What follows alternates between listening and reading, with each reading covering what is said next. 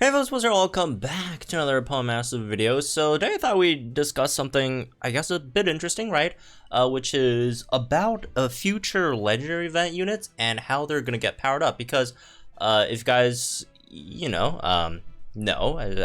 guys know, the Mewtwo that we got from the legendary event ages ago, Mewtwo was the first legendary event unit, right?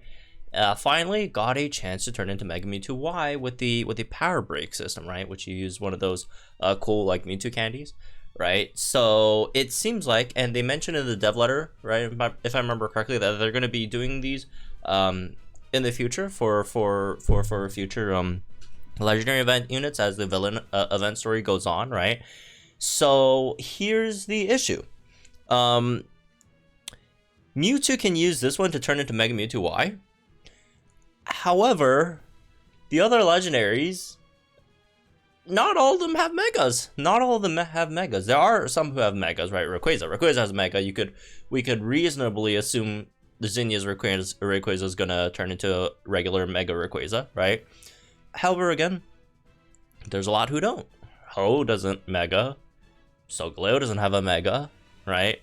Getsus doesn't have mega, so what are going to happen with those units, I guess, is what we're gonna probably talk about today. And starting off with Ho, alright, actually what was the second? I don't remember what was the second. I think it's Solgaleo, but whatever, we're just gonna go by gen. So, starting with Ho, right? So, what can they do with Ho? Because again, Ho doesn't have a mega, right? Ho doesn't have some other form or whatever. So what I'm thinking is what they could potentially do to power break these units is give them the ability to Dynamax, right? D-Max, not G-Max. Obviously, they don't have G-Max forms, right? But give them D-Max and give them max moves. I think is one potential, right? Possibility. Obviously, again, there are other potentials. Maybe just give them like new passives or whatever, I guess, post-sync passives.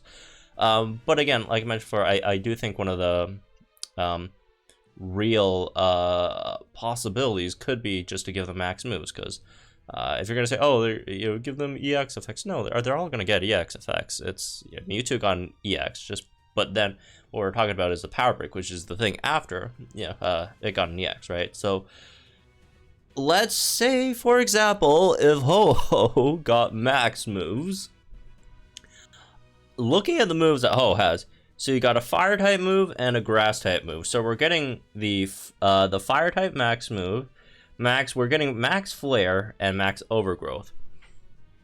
That is broken. That is straight up broken. So with max flare, you could summon Sun, which Ho already does. Obviously, this one, with max flare, you don't need a sync, which is nice, I guess. But again, Ho already has it, so it's not that big of a deal.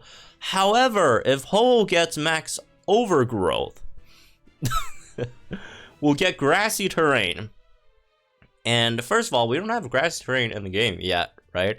And once we do, that's going to be really, really broken, because a lot of these grass type units are already super, super powerful, right? With their like Sceptile, Leafeon could all hit like 600k damage. If you're getting another 1.5 times multiplier with that, with grassy terrain, that's going to be very, very powerful. It's extremely, extremely, extremely powerful. So that's one of the reasons why I think they're just not giving us grassy terrain yet, just because of how broken it would be for a lot of units. So maybe they're trying to, hold it off until some like power creep in the future. But like, Johto is the next region. So if they're gonna give Ho a power break, and they make a Dynamax, give him max overgrowth for grassy terrain, ooh, that's gonna be very, very powerful. Ho might be one of the most broken free to play units out there, right? Because again, you get one that could set Sun, right? Which again, Ho could already set Sun by itself, but also it is a fire type max move as a self sunsetter. Like a fire type, if you just like consider the BP of how powerful that move's gonna be, it's gonna do a lot of damage, right? The fire max flare, right? But again, the more interesting one over here is max overgrowth from Solar Beam, which could potentially set grassy terrain. All right, so the next one is Gen 3. We got Rayquaza, right? Like I mentioned before, Rayquaza should be pretty straightforward. Most likely just going to be in a Mega. Unfortunately, hopefully it's better than the Mewtwo Mega. Again, I'm not saying the Mewtwo Mega Mewtwo is not bad, but like Mewtwo turning into Mega Mewtwo, it's not super right. It's just like a few stat buffs, right? And what I mean by this is hopefully, if Rayquaza turns into Mega Rayquaza, we don't just get stat buffs, we get some other stuff as well, right? Maybe give it a new move, maybe turn Aerial Ace into Dragon Ascent, because Mega Rayquaza without Dragon Ascent makes no sense, right? So hopefully we could turn Aerial Ace into Dragon Ascent. Maybe new passive would be nice. I mean, he only has one passive, so it would be nice to turn Aerial Ace into Dragon Ascent, and then we maybe get another passive, and then like some stat buffs, right? That would be really, really nice. But yeah, Rayquaza seems pretty straightforward. It's probably going to be a Mega, right? So moving on to the Gen 4 one, which is Palkia. Well, it's special Dragon Striker as well. Again, Palkia, if it is going to be a turn into Dynamax, it's going to be pretty powerful as well, right? Because it's Spatial Rend and Water Pulse, so that's Dragon and then Water. So Max Geyser, you know, gives rain, so Palkia sets rain for himself, which would be bonkers, you know, considering how powerful Palkia already is. And then the other option would be Max Whirlwind, which debuffs the opponent's attack, which is not very useful for Palkia himself, but potentially useful in some Dragon type cons, maybe with like a Champion Iris or something, right? Because there are some Dragon types that use it, or it doesn't even have to be Dragon types. You could be there's a lot of units that use it, right? Although, admittingly, this is not as powerful or as useful as literally just setting rain, right? So another rain setter, even though it's only like it's just gonna be like one rain, because again, you can only use one max move per battle, but still, that's an extra rain, right? You're probably still gonna be running Palkia with other rain setters like a May or Archie, but getting an extra rain is always nice, right? Extra, you know, cycled rain. But yeah, Palkia could be very good here as well. Moving on to Gen 5 one. The Gen 5 one is very interesting because it is going to be Kyurem, right? And here's the thing with Kyurem. Obviously, Kyurem has different forms of being black and white Kyurem. However, the issue is, which one is he going to turn into, though, right? Because, again, he has two forms, and he can't turn into both at the same time. Also, if you look at, you know, how they work Mewtwo, it's not like you could unpower break Mewtwo, right? So it's gonna be really weird seeing how they work this one out, because obviously black and white are very different units. But either there's gonna be some mechanism for him to be able to switch between the two, which is, in my opinion, I'd say very unlikely, or they're gonna settle on what, you know, N has, so it makes more sense story-wise. However, N has both. But maybe they'll just like completely disregard Anniversary and just go with like regular N, because that's the one that's probably going to be in the story, right? And then just make it like Black Kyurem. So maybe that, or in my opinion, probably the best option is to give him neither Black or White Kyurem, and just give us like new trainers with someone has Black Kyurem and then someone has White Kyurem, or someone that has or maybe you could give him one of them, right? And then we'll have someone in the future with like the other one, right? Which I think would make a bit more sense. I mean, since they gave N both Reshiram and Zekrom, they could do like, okay, they're gonna give this Kyurem, turn it into Black Kyurem, and then in like some anniversary a few years from now, they could do like an anniversary gets us with White Kyurem. Dude, it's not funny. I'm just thinking about an anniversary outfit gets us with like a dress and all. It'll be weird. Anyways, yeah, Kyurem's gonna be an interesting case, I guess. It just, again, really depends on which one we're gonna get. because I highly doubt we're gonna get both. It's probably gonna be one or the other, and probably more likely to be Black Kyurem, I guess, right? Just because N and all, right? A regular N is Zekrom, so we'll see. So yeah, moving on. Gen 6, we have Xerneas. And Xerneas, oh boy, that's another good one, because you have Fairy and Grass types. So if you get a max move Xerneas, you're gonna have max Overgrowth, which again sets grassy terrain. And then the Fairy one is Misty Terrain. Oh, obviously Misty Terrain is kind of trash. Because at least in Masters at the moment, because first of all, no one has any multipliers based on Misty Terrain, mostly because it's not out yet. But also Misty Terrain, unlike Grassy Terrain or Electric Terrain or Psychic Terrain, doesn't really buff your like Fairy move damage, so it's like it's not going to be as good as Grassy Terrain, right? But in the future, if there are some units that do have some passives that are based on Misty Terrain, this could be useful team comp wise, right? So that's nice. I mean, okay, it has the power of Dragon type moves, cool. So it's basically like you give your team Dragon Guard, group Dragon Guard for a while. I mean, it's not like terrible. It's just it's offensively it does have some like defensive stuff, right? But not super crazy or whatever, right? So yeah, moving on. We have but yeah, this is gonna be crazy if it sets grass training. The Gen 7 one, which is Solgaleo. And Solgaleo could be good, right? Just on the basis of, because Solgaleo you have fighting and steel, right? And Solgaleo also doesn't have like too many other forms. Oh, I guess one other option for Xerneas is since it could still be Dynamax, right? But Xerneas does have the other option. I don't know. Okay, it does have the other option where it turns into like neutral mode after you sync. Because right now the Xerneas we have is like active mode, right? So it could turn into like neutral mode. Although like there's not that much of a difference. So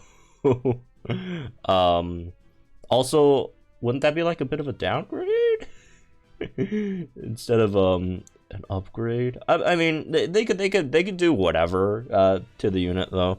So it really depends on what they want to what they want to do. Obviously it looks different, so like yeah, the neutral mode is weird. It's just because neutral mode, if I remember, it doesn't really do anything, right? Let me see. Yeah, it doesn't really do anything. It's just out of battle it's neutral mode, in battle it's active mode. But it's more like just like a skin change, I guess.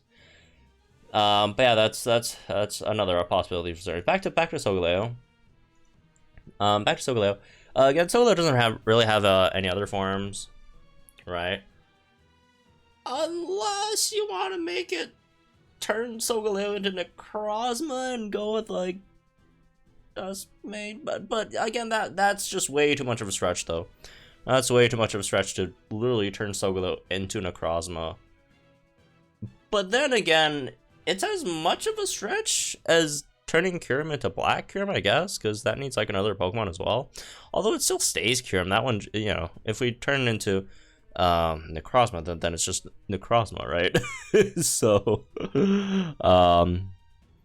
Duskmane Necrozma in this case. But we'll see, I guess. They could maybe make it work out story-wise. I don't know. Yeah, but assuming they don't do that, which I think is slightly more likely, then in terms of the max moves, we have Steel Spike, right, which gives defense to the team, which is kind of whatever, right? Although it could be good for Raihan, Drowdon, because if you run him with Raihan, which by the way, incredibly slow team, I wouldn't really do that. But if you want to, you do help buff Raihan's tough cookie multipliers, which is nice. And then the fighting one would just be Max Knuckle, which doesn't really do anything for Solgaleo himself, because you could just max these out by yourself anyways. And also if you buff attack, does it really matter? Focus Blast is special. But again, it could help your teammates if you're running some other physical unit.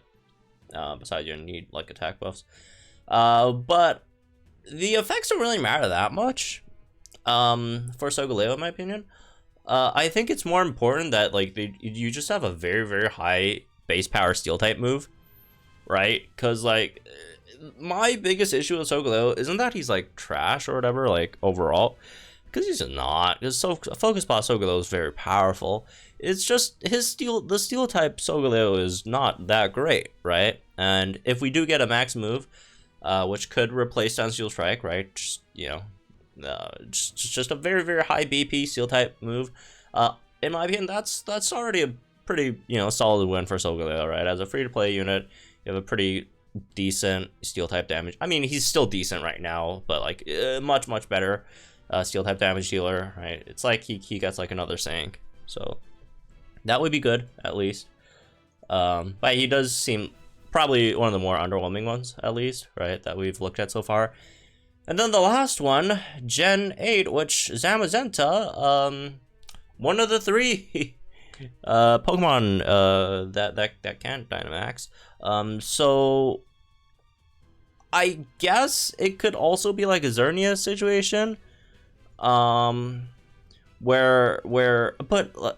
again, like it just seems like they're reverting back into like at least or a lesser powerful mode. Again, neutral mode, not that much of a difference, just in battle, out battle. But yeah, you have the, what's that form called again? Hero of Many Battles? What?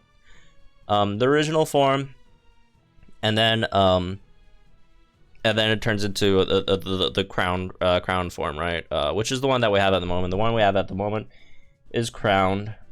But here's the other issue. The Hero of Many Battles form is not steel type. It's just fighting type. So I guess you can make it transform into Hero of Many Battles forms, but then you'll have to like change its typing into fighting type, which has happened before. Literally had someone change into fighting type after Sync Lopunny, right? Changes from normal type into fighting type. But like, do you really want that though? Like, would you probably rather not do that? Maybe you could like still keep Behemoth Bash, I guess, but like just give it like another fighting type move. But then again, like, what's the point in that? Really? Yeah, change like Metal Claw into like Rock Smash, which is not bad. Actually, does he even learn Rock Smash? I don't even know. But yeah, that's yeah. I don't think he even learns Rock Smash. I don't think this guy learns Rock Smash, bro. Are there even any good fighting type moves that he could learn? Let me pull up a page. All right, so here are the moves. In terms of fighting type moves, you have Close Combat, which is whatever. You have Revenge, which is whatever. Reversal is kind of whatever. Close Combat, Focus Blast. Yeah, he doesn't even learn that. Coaching is good, but like, does it work at Masters? I guess it could work at Masters. It depends on like how they're gonna implement it. You know what? If they actually do give him coaching, it's not bad. Obviously, like, +1 is not great. It probably have to be, a bit more than +1, maybe like +2 in Masters to make it like better. But like, I don't know. Yeah. Here's the thing though. Why I don't like him having Close Combat. If you're wondering, what the heck, Close Combat's a great move, what are you talking about? Here's the thing. Zamazenta is mostly, like, yes, he could do damage. But, first of all, most of that is because of the very high BP of Behemoth Bash. Although, again, Close Combat, really good BP as well. But, like, most of the time, you're still using this guy as a tank. And, when you're using him as a tank, debuffing your own defense is not that great for Zamazenta when you have to close combat. However, you do have the option of at least having unbending. So there's that. I don't think you have stalwart though, so you're gonna get like blasted by like special moves. Although technically he is more of a physical defensive unit than special, because you'd have sentry entry first of all, and then you have like your thing buffs defense. So like maybe it's like not that bad. You have wise entry 1. Cancels out 1 close combat.